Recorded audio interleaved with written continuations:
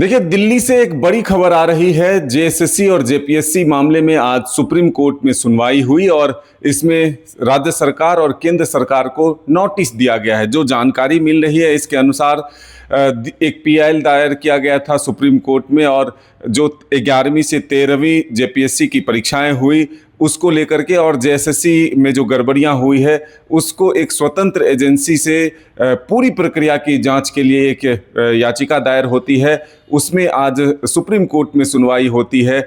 ऐसे में सबकी निगाहें आज सुप्रीम कोर्ट पर टिकी थी।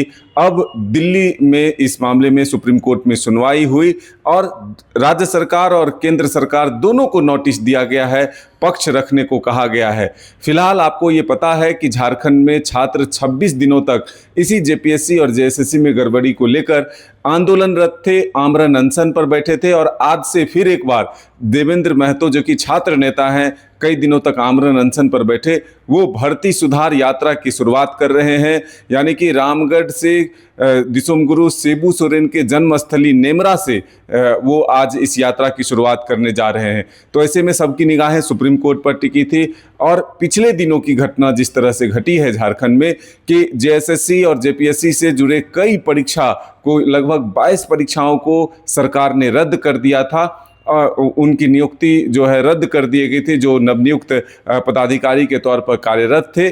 ऐसे में उनके मामले में हाईकोर्ट ने स्टे लगाया था, यानी कि सरकार के उस नोटिफिकेशन पर स्टे लगा दिया था और उसके बाद जो नवनियुक्त अधिकारी और कर्मचारी थे वो राहत की सांस ले रहे थे। 11वीं से 13वीं जेपीएससी भी उसमें शामिल था, जेएसएससी सीजीएल के अभ्यर्थी भी शामिल थे।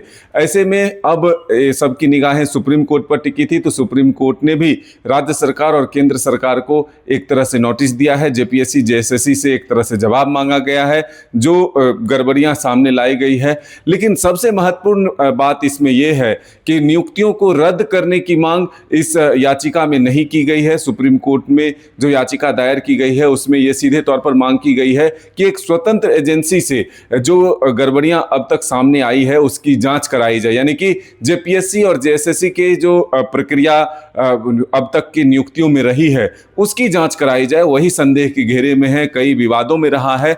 तो ऐसे में ये जरूर है कि झारखंड में अब एक तरह से कहें तो उन नवनियुक्त अधिकारियों और कर्मचारियों की धड़कन जरूर तेज है कि आखिर आगे उनके मामले में क्या फैसला आ सकता है। हालांकि झारखंड हाईकोर्ट ने भी 15 दिनों का एक तरह से नोटिस दिया है सरकार को जवाब दाखिल करने के लिए, अपना पक्ष रखने के लिए।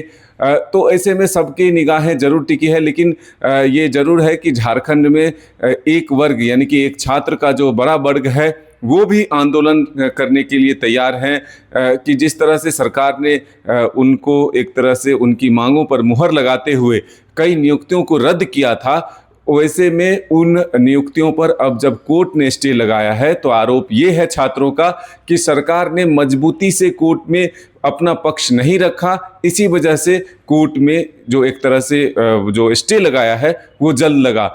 ये मांगे थी छात्रों की कि जो नियुक्तियां रद्द की गई है उसके खिलाफ एक कैविएट दायर किया जाए, यानी कि कोर्ट में अगर पहले ही कैविएट दे दिया जाता तो स्टे नहीं लगता।